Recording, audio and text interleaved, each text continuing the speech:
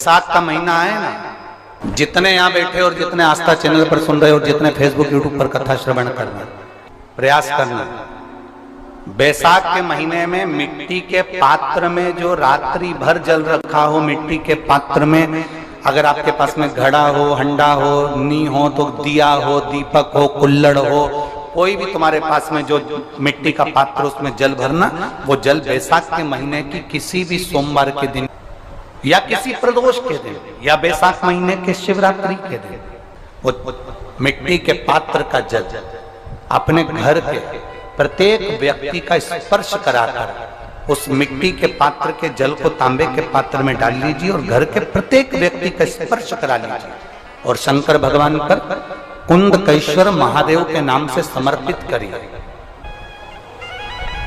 कभी जीवन में पीछे पलट कर देखने की जरूरत नहीं पड़ेगी, आप जाकर जल चढ़ाएंगे। आप भी बना लो एक नियम कि बैसाख महीने की शिवरात्रि यह भी शंकर भगवान को अपने दिल की बात कहते हुए, अपने मन की बात कहते हुए, रोग मुक्ति के लिए, कार्य सिद्धि के लिए, धन वैभव संपदा के लिए, समृद्धि के लिए मुझे भी जल चढ़ा, मैं भी जल चढ़ा। एक लोटा पानी शिव जी को, उसमें बेलपत्र डालने के बाद हेड में उस जल को या कोई मिट्टी का सकोरा हो, बर्तन हो, घड़ा हो, कलश हो, उसमें भरा हुआ रखा हो, वो तांबे के पात्र में डाल लो, उसको ले जाकर चढ़ा दो। और एक और चीज का ध्यान रखना,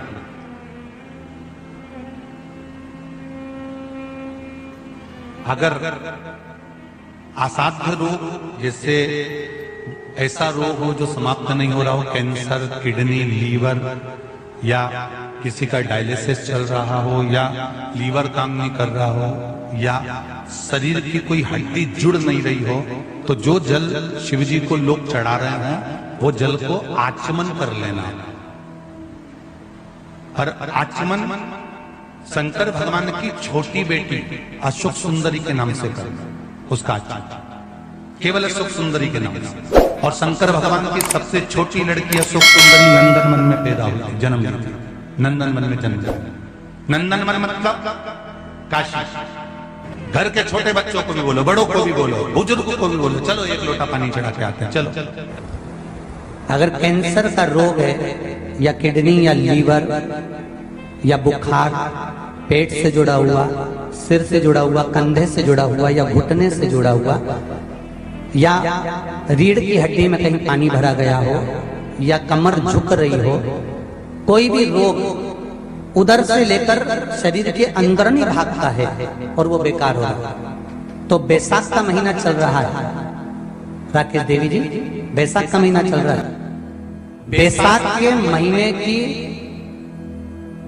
शिवरात्रि के दिन, बैसाख के महीने की जो शिवरात्रि आएगी, हर महीने शिवरात्रि आती है, तो बैसाख की जो शिवरात्रि है, इस शिवरात्रि के दिन सुबह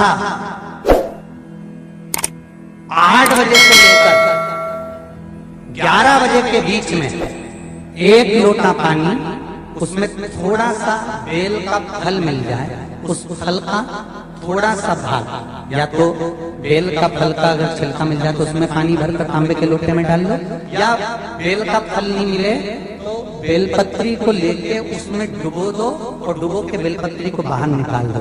वो पानी भगवान शंकर को शिवरात्रि के दिन, बैसाख महीने की जो शिवरात्रि है, बैसाख के महीने में प्रत्येक महीने शिवरात्रि आती है, बैसाख के महीने की शिवरात्रि के दिन सुबह 8 बजे से लेकर 11 बजे के बीच में शंकर भगवान को अपना रोग और बीमारी का बोलकर शंकर भगवान को जल समर्पित कर आ जाओ। बाबा पर विश्वास रखकर चलाना, धीरे धीरे ठीक हो जाओ। शिव के भगवान शिव की सुबह के समय जाकर, और अगर बेलपत्री का पानी नहीं मिले तो मिट्टी के पात्र का पानी, आपको कथा में कहा है, मिट्टी के पात्र का पानी, वो भी शंकर भगवान को समर्पित कर सकते।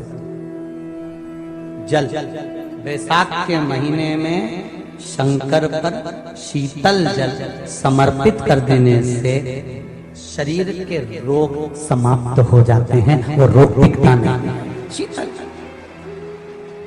और अगर शीतल जल का दर्शन करना हो तो कभी महाकालेश्वर अवियल, कभी आप लोग लाइव दर्शन करते हो महाकाल के, तो महाकाल के दर्शन करेंगे तो बैसाख महीने में 5-5 घड़े मिट्टी के महाकाल राजा के ऊपर बांध दिए जाते हैं जल चढ़ाने के लिए।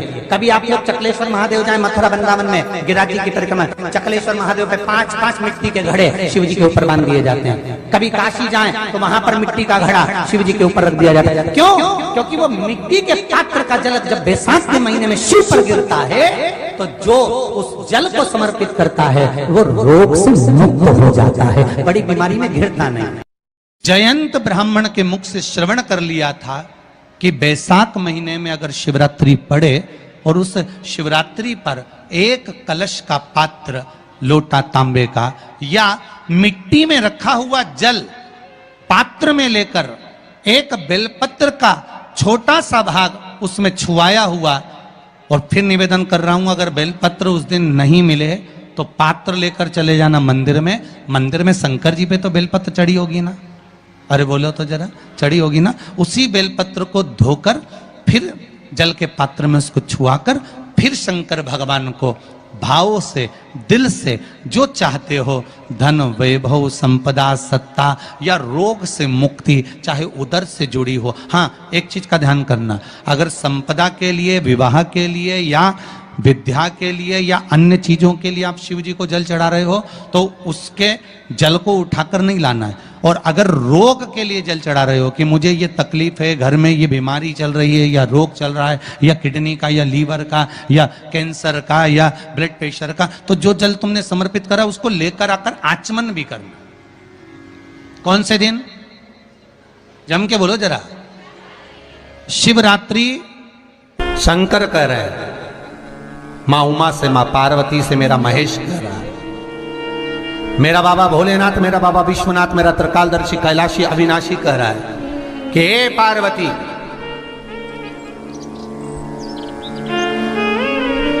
एक बीला, एक बेल जो मुझे समर्पित करता है और समर्पित करने के बाद उस बेल की महत्वता देखिए, जो बैसाख महीने में बाबा शंकर को जो चढ़ाया जाता है और 1000 अश्वमेध यज्ञ का पुण्य फल हम प्राप्त कर लेते, मात्र एक फल चढ़ाकर, मात्र एक फल चढ़ाकर। हे पार्वती,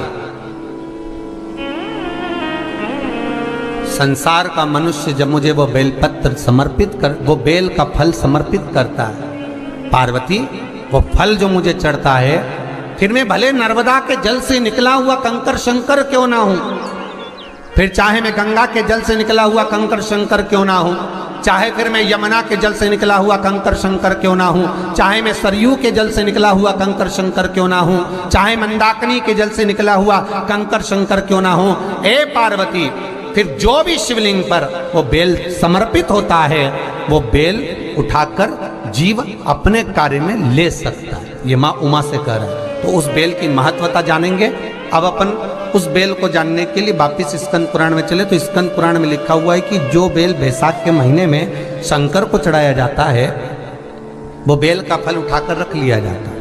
बैसाख के महीने में उस चढ़े हुए, बाकी का आपको बेल का फल खाना हो तो बात दूसरी, पर चढ़ा हुआ जो बेल का फल है वो पूरा बैसाख नहीं खाना। बैसाख के बाद में अगला जो महीना आए उस महीने के अंदर उस फल के अंदर का गुर्दा निकालकर उसको सुखा लीजिए, और सुखाकर जिस व्यक्ति को पथरी की बीमारी हो और जिस व्यक्ति को पेट में बहुत भोजन पचता ही नहीं है, पूरा शरीर पाचन क्रिया बेकार हो गई, उस व्यक्ति को केवल 7 दिन तक शंकर पर चढ़ा हुआ वो बेलपत्र प्रदान कर दीजिए। पथरी भी बाहर और पाचन क्रिया भी ठीक, जिंदगी भर तकलीफ नहीं। उस बैसाख में उस फल की इतनी महत्वता बाबा भोलेनाथ स्कंद पुराण, लिंग पुराण, नर्मदा पुराण, पद्म पुराण के अंतर्गत, शिव महापुराण के अंतर्गत वर्णन कर उसकी महत्वता है। वो बेल का फल साधारण नहीं हो सकता। अब मंदार का जो पुष्प होता है, आंकड़े का जो फूल होता है, एक सफेद कलर का भी होता है और एक गुलाबी कलर का भी होता है। देखा है आप लोगों ने?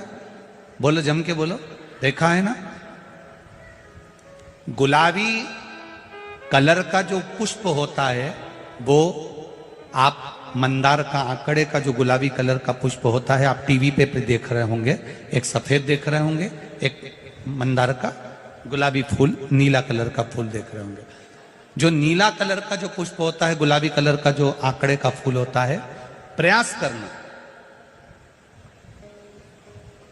जब किसी विषम परिस्थिति में फंस गए, विषम परिस्थिति, जब आपको लग रहा है कि मुझे बहुत भय लग रहा है, कुछ बुरा होने वाला, आपको लग रहा है आज मेरी उल्टी आंख बहुत फड़क रही है, कुछ गड़बड़ होने वाला, आपको लग रहा है मेरी सीधी आंख फड़क रही, कुछ गड़बड़ होने वाला, तब केवल वो नीला जो गुलाबी पुष्प है मंदार का, उसको कहीं से लाकर शिवालय में अशोक सुंदरी वाली जगह पर स्पर्श कर कर शिवलिंग पर आप चढ़ा दीजिए। आपकी विषम परिस्थिति कैसी भी होगी वो रास्ता बनाकर बाहर निकल जाएगी। आपको फंसना नहीं, परेशान नहीं। मंदार आंकड़ा, सफेद आंकड़े का पुष्प भी भगवान शिव को समर्पित होकर, जैसे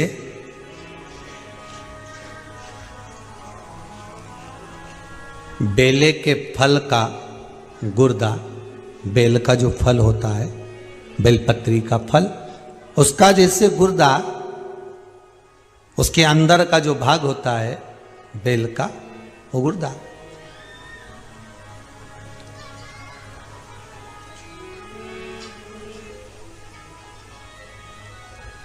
उसको अग्नि में जलाकर उसकी भस्म तैयार कर कर छान कर जब जब आपके यहां विद्वान ब्राह्मण शिव जी का अभिषेक कराते हैं, पूजन कराते हैं, तो उसमें लिखते हैं पूजन के साहित्य में, बेलपत्री, धतूरा, दुर्वा, ये उसमें नीचे लिखेंगे भस्म। लिखते कि नहीं लिखते? लिखते हैं ना, भस्म अभिषेक में चाहिए रहती है।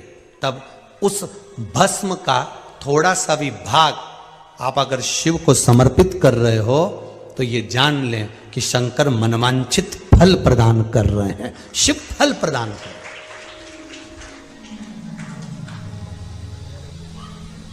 महाराज,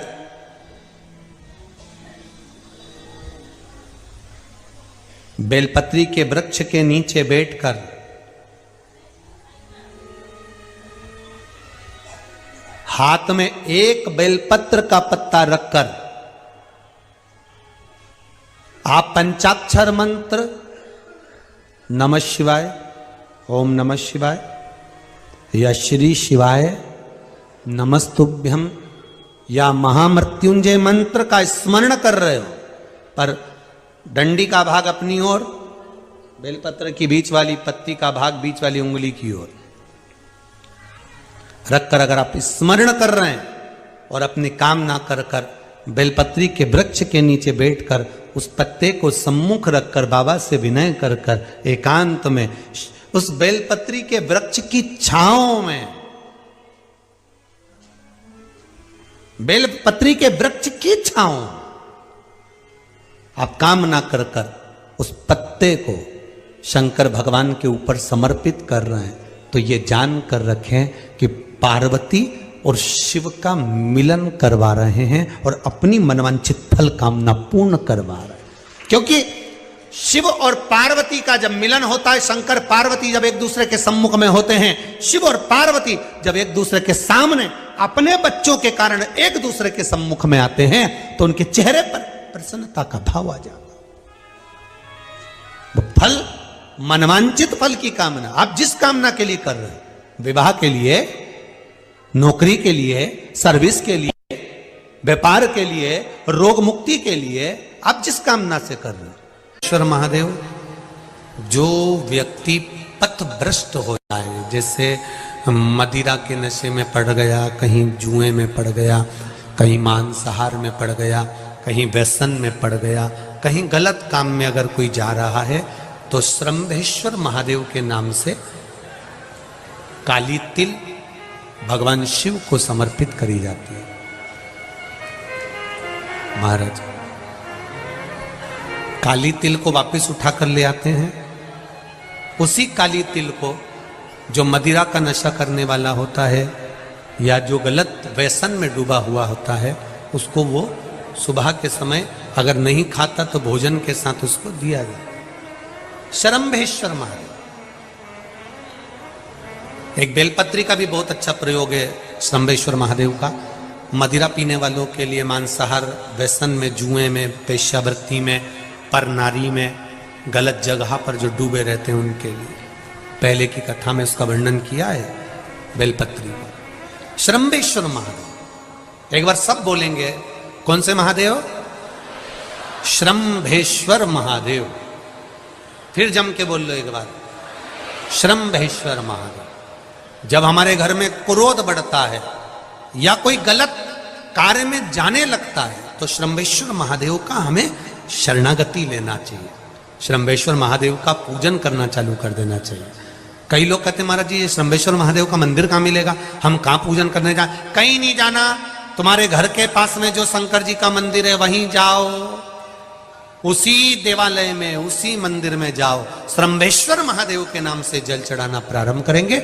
वो जल जो गलत संगत में पड़ा हुआ है उसका आचमन कराना प्रारंभ करेंगे, अपने आप उसकी धीरे धीरे बुद्धि सुधरना प्रारंभ हो जाएगी। ऐसा श्रम्भेश्वर महादेव का है। साथ की शिवरात्रि आ रही है, छोड़ना मती, बेलपत्री का पत्ता जल में डालकर भले पत्ते को निकाल देना, और वो जल, जो रोग है, जो बीमारी है, संपदा नहीं आ रही हो, दुकान नहीं चल रही हो, व्यापार नहीं चल रहा हो, बच्चे चिड़चिड़े हो गए हो, क्रोध पड़ रहा हो, तो भी बाबा पर घर के प्रत्येक व्यक्ति एक लोटा जल जरूर चढ़ा के आना, शिव को नमन कर कर आना। ये मौका नहीं मिलता कि बैसाख महीने की शिवरात्रि यह भी शंकर भगवान को अपने दिल की बात कहते हुए, अपने मन की बात कहते हुए, रोग मुक्ति के लिए, कार्य सिद्धि के लिए, धन वैभव संपदा के लिए, समृद्धि के लिए मुझे भी जल चढ़ा, मैं भी जल चढ़ा। एक लोटा पानी शिव जी को, उसमें बेलपत्र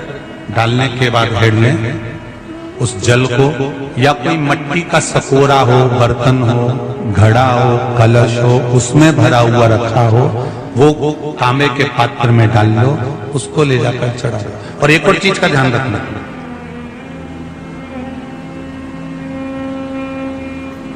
अगर असाध्य रोग, जैसे ऐसा रोग हो जो समाप्त नहीं हो रहा हो, कैंसर, किडनी, लीवर, या किसी का डायलिसिस चल रहा हो, या लीवर काम नहीं कर रहा हो, या शरीर की कोई हड्डी जुड़ नहीं रही हो, तो जो जल शिव जी को लोग चढ़ा रहे हैं वो जल को आचमन कर लेना। और आचमन शंकर भगवान की छोटी बेटी अशोक सुंदरी के नाम से करना, उसका आचमन केवल अशोक सुंदरी के नाम से। और शंकर भगवान की सबसे छोटी लड़की अशोक सुंदरी नंदन में पैदा हुई, जन्म लेती, नंदन वन में जन्म। नंदन वन मतलब काशी। घर के छोटे बच्चों को भी बोलो, बड़ों को भी बोलो, बुजुर्गों को भी बोलो, चलो एक लोटा पानी चढ़ा के आते हैं, चलो। अगर कैंसर का रोग है, या किडनी, या लीवर, या बुखार, पेट से जुड़ा हुआ, सिर से जुड़ा हुआ, कंधे से जुड़ा हुआ, या घुटने से जुड़ा हुआ, या रीढ़ की हड्डी में कहीं पानी भरा गया हो, या कमर झुक रही हो, कोई भी रोग उधर से लेकर शरीर के अंदर नहीं भागता है और वो बेकार हो रहा है। तो बैसाख का महीना चल रहा है राकेश देवी जी, बैसाख का महीना चल रहा है। बैसाख के महीने की शिवरात्रि के दिन, बैसाख के महीने की जो शिवरात्रि आएगी, हर महीने शिवरात्रि आती है, तो बैसाख की जो शिवरात्रि है, इस शिवरात्रि के दिन सुबह 8 बजे से लेकर 11 बजे के बीच में एक लोटा पानी, उसमें थोड़ा सा बेल का फल मिल जाए, उस फल का थोड़ा सा भाग, या तो बेल का फल का अगर छिलका मिल जाए तो उसमें पानी भरकर तांबे के लोटे में डाल लो, या बेल का फल नहीं मिले तो बेलपत्री को लेके उसमें डुबो दो, और डुबो के बेलपत्री को बाहर निकाल दो। वो पानी भगवान शंकर को शिवरात्रि के दिन, बैसाख महीने की जो शिवरात्रि है, बैसाख के महीने में प्रत्येक महीने शिवरात्रि आती है, बैसाख के महीने की शिवरात्रि के दिन सुबह 8 बजे से लेकर 11 बजे के बीच में शंकर भगवान को अपना रोग और बीमारी, शंकर भगवान को जल समर्पित कर बाबा पर विश्वास रखकर चढ़ाना, धीरे धीरे ठीक हो जाएगा। शिव से भगवान शिव की सुबह के समय जाकर, और अगर बेलपत्री का पानी नहीं मिले तो मिट्टी के पात्र का पानी, आपको कथा में कहा मिट्टी के पात्र का पानी वो भी शंकर भगवान को समर्पित कर सकते। जल बैसाख के महीने में शंकर पर शीतल जल समर्पित कर देने से शरीर के रोग समाप्त हो जाते हैं, वो रोग दिखता नहीं। शीतल, और अगर शीतल जल का दर्शन करना हो तो कभी महाकालेश्वर अभियान, कभी आप लोग लाइव दर्शन करते हो महाकाल के, तो महाकाल के दर्शन करेंगे तो बैसाख महीने में 5-5 घड़े मिट्टी के महाकाल राजा के ऊपर मान दिए जाते हैं जल चढ़ाने के लिए। कभी आप लोग चकलेश्वर महादेव जाए मथुरा वृंदावन में गिरिराज की परिक्रमा, चकलेश्वर महादेव पे 5-5 मिट्टी के घड़े शिव जी के ऊपर बांध दिए जाते हैं। कभी काशी जाएं तो वहां पर मिट्टी का घड़ा शिव जी के ऊपर रख दिया जाता है। क्यों? क्योंकि वो मिट्टी के पात्र का जल जब बैसाख के महीने में शिव पर गिरता है तो जो उस जल को समर्पित करता है वो रोग से मुक्त हो जाता है, बड़ी बीमारी में घिरता नहीं। बैसाख के महीने में सत्तू जरूर खाओ, और सत्तू चाइना से नहीं आएगा, इंडिया में बनेगा।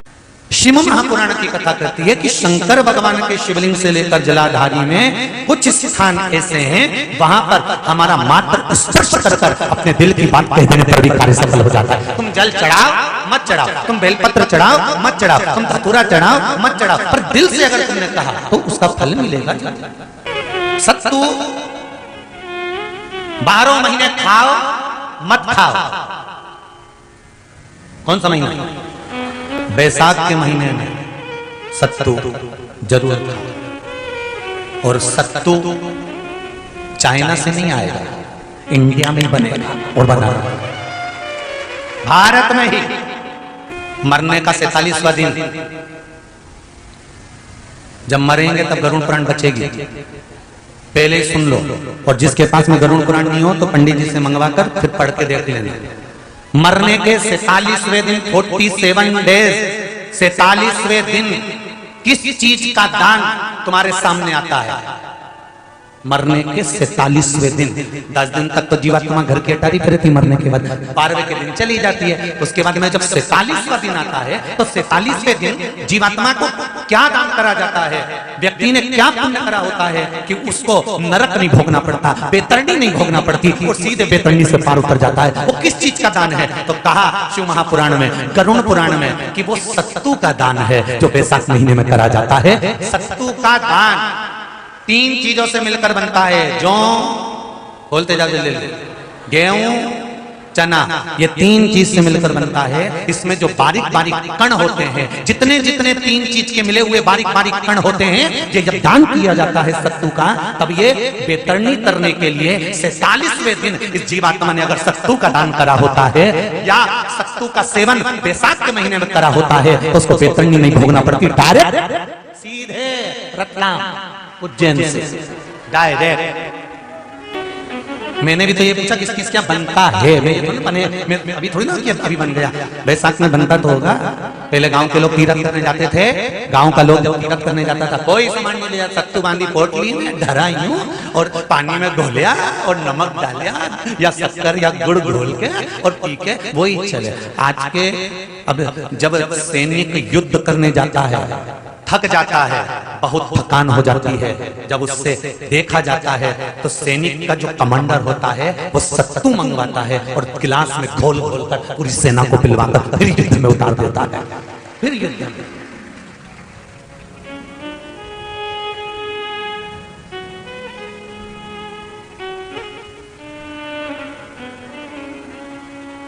साधारण नहीं है महाराज। सत्तू में जितने बारीक बारीक कण होते हैं, जितने बारीक बारीक कण, अब तुम्हें काम करना, अभी जब फ्री हो तो कागज पे रख के सत्तू का एक कण गिनना है, 1 2 3 बारीक बारीक गिनते रहना जरा। तो तुम्हारा क्या जाए गिनने में? भगवान कृष्ण के हाथ में पट्टी बंधी थी तो उनने भी तो रुक्मणी को गिनने को दिया था, जरा गिन तो जरा इसमें कितने धागे हैं। रुक्मणी जी ने कहा इसमें 9999 धागे हैं। भगवान ने कहा बस यही 9999 मुझे द्रौपदी को वापिस लौटाना है। गिनती लगा लो, अभी अभी लगा लो, ऊपर तो भगवान गिन के बता ही देगा कि तुमने जो सत्तू दान करा था, तुमने जो सत्तू खाया था, तुमने जो सत्तू भगवान को दिया था, सत्तू का लड्डू बनाकर तुमने बैसाख महीने में भगवान की जो पूजन करी थी, तो अमावस्या के दिन, पूर्णिमा के दिन या अक्षय तृतीया के दिन तुमने जो सत्तू दिया था, भगवान तो गिनती बता देगा कि सत्तू में कितना कण था। और अगर नहीं बताए तो तुम आंदोलन पे बैठ जाओगे कि हमें बताओ पहले हमने कितना सत्तू दिया तो उसमें कितने कण थे। पड़ता ना फर्क।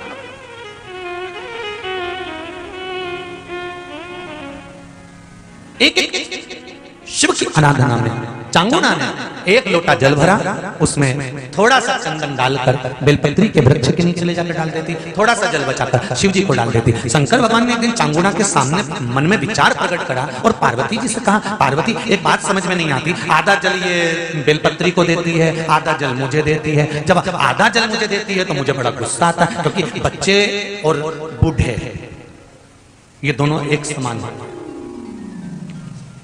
बच्चों को थोड़ा सा भी उसकी सामग्री में से, उसकी चॉइस की चीज में से तोड़ के अगर दूसरे को दे दिया तो बच्चा यूं फेंकेगा खुद जाके और मुंह फुला के बैठ जाएगा, नहीं खाऊं नहीं खाऊं। मां समझाए थारे ही भाई है रे, होगा नीचे मत को ऐसा भाई जो मेरा ही हिस्सा खा जा, मुझे तो पूरा ही चाहिए।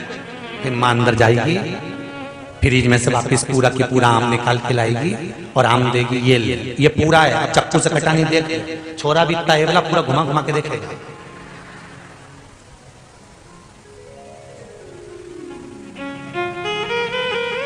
पूरा देख लिया तब नहीं। बच्चा ऐसा ही बुजुर्ग व्यक्ति होता है, बूढ़ा, पति को भोजन दिया तो उसमें चटनी रख दी, जीरा मन रख दिया, पापड़ सेक के रख दिया, और बुढ़ा व्यक्ति जब भोजन करा तो उसमें कहीं नहीं, तो बूढ़े की निगाह में तो आ ही जाता है कि बताओ अपनी तो वैल्यू घस गई। तो बच्चे के मन में और बुजुर्ग के मन में आ जाता है, बच्चा और बूढ़ा एक साथ। भगवान ने कहा ये आधा जल कहां ढोल के आती है? पार्वती जी ने कहा उसके संतान नहीं है, इसलिए वो बेलपत्री की भी आराधना करती है और आपकी भी आराधना करती है। ठीक है,